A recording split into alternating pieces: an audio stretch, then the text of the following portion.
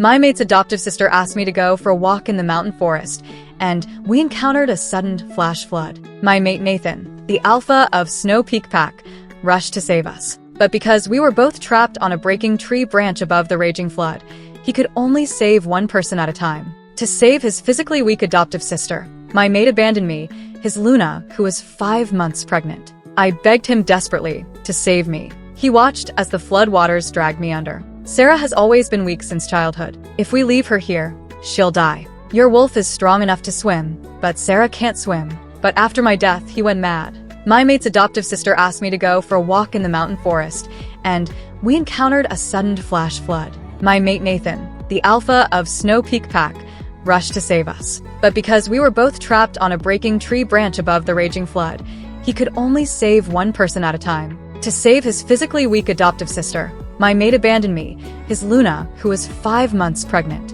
I begged him desperately to save me. He watched as the flood waters dragged me under. Sarah has always been weak since childhood. If we leave her here, she'll die. Your wolf is strong enough to swim, but Sarah can't swim. But after my death, he went mad. When Nathan arrived at the flood site, Sarah and I were clinging desperately to an ancient oak tree's thick branch, suspended above the raging waters. Half of my body was already in the water. The current pulled at my legs mercilessly, making it nearly impossible to maintain my grip. Sharp pain shot through my abdomen, and I knew something was terribly wrong with the baby. I hadn't heard Sarah's voice in a while, and grew worried. Even though my situation was dire, I still tried to comfort her. She was lying flat on the branch, in a much safer position than mine. Sarah, don't be afraid. Your brother will come save us soon. Although Nathan and I were in the middle of a cold war after fighting about Sarah this morning, I believed he would come. I was carrying his pup after all. Even if he didn't love me, I thought he would at least care about his unborn child. But I overestimated how much the baby and I meant to him. The floodwaters were too swift for boats. The rescue team had only one option: to wade through with safety ropes, saving us one at a time. When faced with choosing who to save first, he coldly told me, "I have to save Sarah first." What? I stared at him in disbelief as the water continued to pull at my body. His voice remained emotionless. "Nora, I need you to understand. Sarah has always been weak. If I save you first, she might die. I can't watch her die." My arms were shaking from the long, hard grip on the branch. The branch had been making an ominous crunching sound. "Listen to me when we rescue Sarah. They'll go on to rescue you. You're Luna, and you're usually fit and strong, and I trust you, honey." I tried hard not to cry, but my voice still trembled. The current was getting stronger by the minute. "Nathan, you can't do this. I can wait, but our baby can't. Please." No. "Nathan, please don't do this. Our pup will really die." I looked at him in desperate anguish as my fingers began to slip.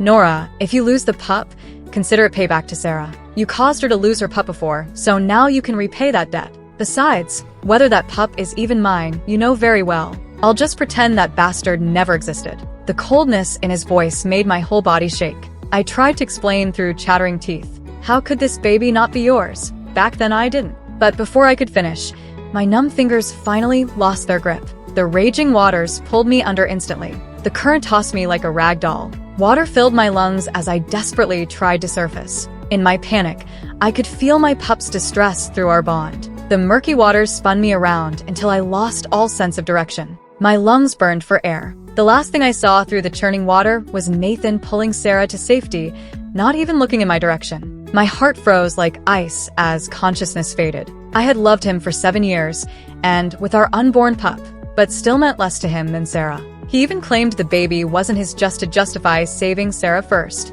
And so I died, my body surrendering to the flood. My spirit floated in the air, watching Sarah being rescued. My mate held Sarah with pure joy of having her back, wrapping her in warm blankets. His pack member seemed unable to watch this and quietly reminded him, "Alpha, Luna was swept away by the flood. What are we going to do?" "Then keep looking. What's the point of telling me?" Nathan's look was annoyed. "Don't worry, her wolf can swim. She's good in the water. She'll be fine." Hearing these heartless words from my mate, my soul ached with cold. I was his Luna, the mother of his pup, yet my life meant nothing to him. It was as if I wasn't fighting for my life, but just out for a casual walk. "Brother, I was so scared. I thought I'd never see you again. My stomach hurts. Please take me to the pack doctor. I'm worried about my condition." Sarah turned pale, looking pitiful. "Don't worry, little wolf.